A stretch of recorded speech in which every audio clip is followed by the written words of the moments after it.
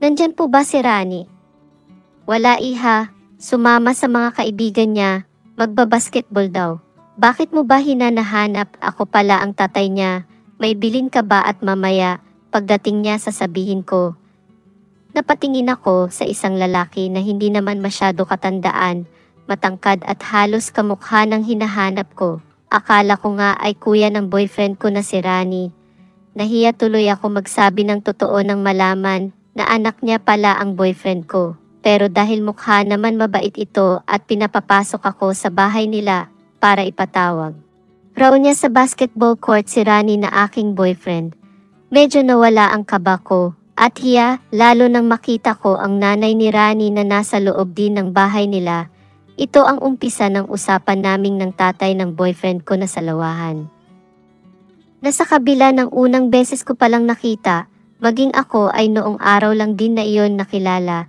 Pero napalagay agad ang loob ko at hindi na ako nahiya, kaya ang nangyari muling bumalik-balik ako sa bahay nila kahit nawala si Rani. Welcome sa Kwentong Masarap. Kung ikaw ay bago lamang na napadpad sa ating channel at nais mo ng ganitong mga content, huwag kalimutan mag-subscribe, mag-like at share ang ating mga videos. Maaari rin kayong mag-comment sa ating comment section. If meron naman kayong mga story na tulad nito, maaari ninyong isend sa ating email account na nakalagay sa ating description. Ngunit kung sa iyong palagay ay hindi nararapat sa iyo ang temang ito, huwag na lamang pong manood at scroll down na lamang. Maraming salamat! Ako si Isabella, 20 years old. Sa ngayon ay kasalukuyan nag-aaral ng kolehiyo. Kumukuha ako ng kursong tourism. Pangarap ko kasing maging stewardess at makarating sa iba't ibang bansa. Dito ko rin nakilala ang aking boyfriend na si Rani. Matangkad, gwapo, moreno, yan ang katangian ni Rani, na halos karamihan ng babae sa campus ay tumitili at laging nagpapapansin sa kanya kapag naglalaro ito ng basketball. Ako naman ay isang probinsyana. Nakikitira sa aking tita na nagpaaral sa akin. Mahigpit si tita sa akin, kaya kahit na pangalan sa cellphone ng contact number ay puro babae ang nakasulat. Ayaw kasi ni tita na matulad ako sa kanyang kapatid na aking ina, na hindi nakatapos ng pag-aaral dahil sa maagang pag-aasawa. Na ako ang naging bunga, kaya ako ay masyadong hinihigpitan. Pero kung hindi naman, maiwasan na hindi magkaka-crush sa school. Sabi nila normal lang daw iyon, lalo na ang isang Rani ang lalapit sa akin at manliligaw.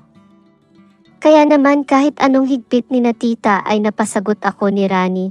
Masayang masaya ako at proud ako na ako ang pinili ni Rani. Maraming naiinggit sa akin na mga babae sa campus namin dahil sa dami nilang nagpapapansin.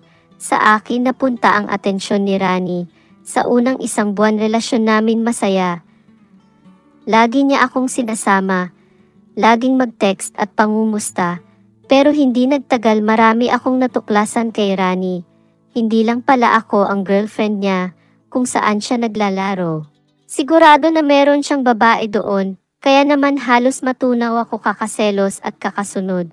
Minsan inaaway ko si Rani, pero sadyang malambing sa akin ang aking boyfriend, konting yakap at ngiti lang. Sa akin ay napapaamo na ako, nawawala na ang inis ko sa kanya. Ilang buwan akong nagtiis sa ganun sitwasyon at pilit ko na inuunawa siya sa kanyang ugali. May mga pagkakataon pa na isinasama niya ako sa kondo ng kaibigan niya. Doon ay pilit niya talaga akong nilalambing at gusto niya makuha. Pero laging nasa isip ko ang payo ni tita. Kaya kahit anong pilit niya, hindi niya nakukuha ang gusto niya. Ito rin ang minsan na dahilan na pinagtatalunan namin. Iniisip ko na baka magaya lang din ako sa mga past girlfriend niya, na matapos ang lahat, ayun, iniwan na niya. Dahil bagong salta lang ako ng Maynila, wala akong masyadong kaibigan, kaya hindi ko man lang masabi at maikwento ang aking nararamdaman. Minsan gusto ko nang sabihin kay tita, lalo na ang pambababae ni Rani, pero alam ko na pagagalitan lang ako, kaya inililihim ko na lang ang lahat. May isang pagkakataon pa nga na nakita ko ang boyfriend ko. Nagaling sa kondo kung saan niya ako sinasama, kasama niya ang isang babae, na alam ko na doon din pumapasok sa school na pinapasukan ko. Dahil sa suot nitong kapareho ng aking uniform, masaya sila at akbay-akbay niya na pasakay sila ng sasakyan. Halos tumulo ang luha ko sa aking nakita. Tumakbo ako papalapit kina Rani at hinabol ko ang papaalis na sinakyan nila. Pero hindi ko na inabot, hindi man niya sabihin, alam ko kung ano ang ginawa nila sa loob ng kondo, na iyon nga ang madalas na kinukulit sa akin ni Rani. Naglakad ako na tila wala sa sarili, hanggang sa naisip ko na puntahan sa bahay nila si Rani para kausapin. Kailangan ko na magdesisyon kung magtitiis pa ba ako o tatapusin ko na ang relasyon ko sa taong mahal ko. Nang matunton ko ang bahay ni Rani, agad akong nagtanong, nandyan po ba si Rani? Ako po si Isabela, girlfriend niya. Isang lalaki naman ang lumabas ng gate at sinagot ang tanong ko. Wala siya umalis, maglalaro daw ng basketball. Bakit mo pala hinahanap? Pasok ka muna, iha, at ipapatawag ko sa may basketball court. Sabi pa ng lalaking kausap ko. Nahihiya man ako pero hindi ko alam kung bakit ako pumasok ng bahay nila, lalo na nang malaman ko na tatay pala ni Rani ang kausap ko. Naisip ko kasi na ito na ang pagkakataon para masabi ko kay Rani ang sama ng loob ko, para malaman din ng magulang niya ang kanyang ginawa. Dad, aalis na ako. Ikaw na ang bahala dito. Paalam ng isang babae na nasaktong papasok ako. Ay papalabas na rin ng gate. Doon ko nalaman na nanay pala ni Rani yun, dahil tinanong pa ako at nagpakilala din ako na girlfriend ni Rani. Papasok na pala sa trabaho bilang night shift sa isang hospital.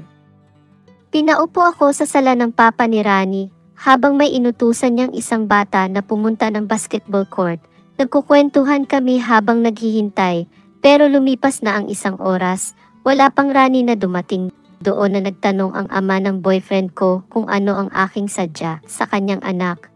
Hindi pa ako nakakapagsalita, pero tila unti-unti lang tumutulo ang luha ko. Pinipigil ko lang ito, hindi pa ako nagkukwento, parang alam na agad ng ama ng boyfriend ko ang aking sasabihin.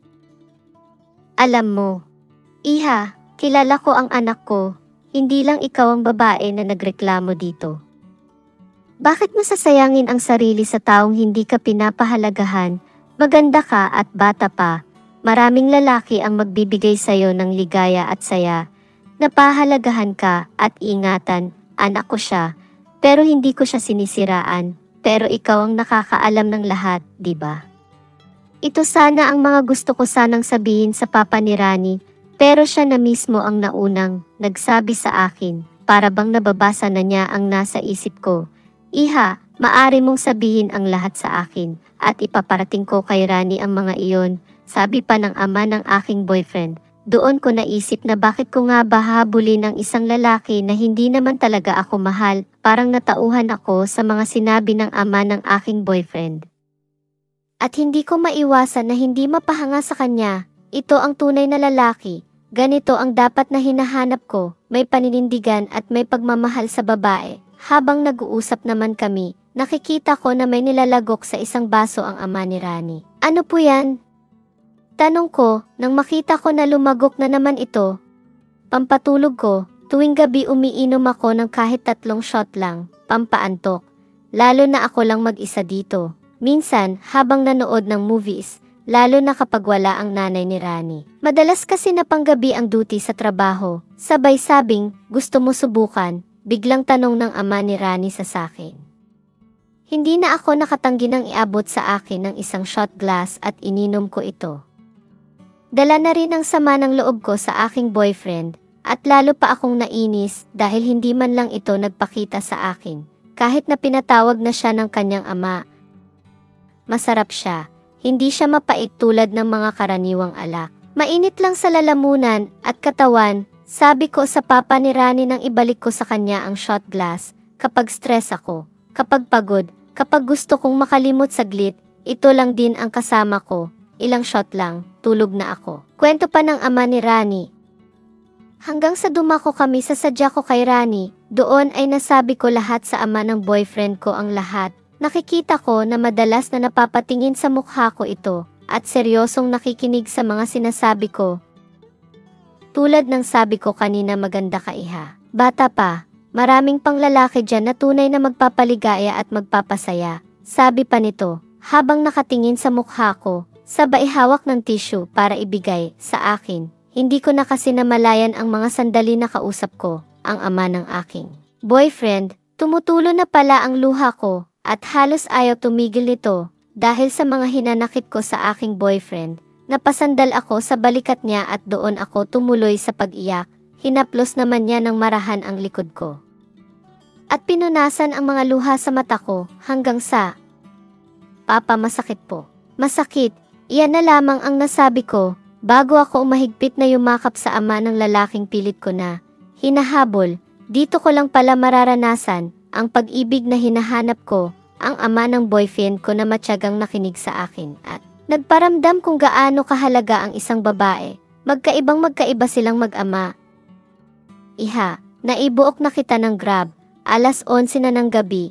Baka hinahanap ka na sa inyo." Mga salita ng papa ni Rani. Bago ako lumabas sa gate nila at sumakay ng sasakyan pauwi sa bahay ni na tita, habang nasa sasakyan ako, napapangiti ako, masaya pala at magaan sa pakiramdam sa katawan kapag nailalabas mo ang mga itinatago mo sa iyong katawan. Ngayon nakapagdesisyon na ako, hindi na ako maghahabol kay Rani at tuluyan na akong magkikipaghiwalay sa kanya. Wala siyang kwenta, mas magaling pa ang kanyang ama sa kanya na kahit na sa unang beses pa lang naming pagkikita, naipadama niya sa akin ang pagiging babae. Hindi na nga ako nakipagkita kay Rani at kahit na tumatawag pa ito sa akin, siya na ngayon ang naghahabol sa akin at nagsasabi na mahal talaga niya ako. Lalo nang malaman niya na pumunta ako sa bahay nila, pero wala na. Dahil nakuha na ng kanyang ama, kaya kahit anong pilit niya, hindi na ako maniniwala at hindi na muling hahabol sa kanya. Bumabalik man ako sa bahay nila pero hindi para sa kanya. Kung hindi para sa taong nagbigay ng halaga at unang pagparanas sa akin ng ligaya at sa ngayon ay malapit na akong matapos, ilang buwan na lang, matutupad na ang pangarap ko na sumakay ng eroplano at pumunta sa iba't ibang bansa. Naging parte na lamang siya ng aking karanasan bilang isang estudyante. Salamat sa kanyang ama na nagpamulat sa akin sa katotohanan at sa mga karanasan na hindi malilimutan. Marami pong salamat, Isabela.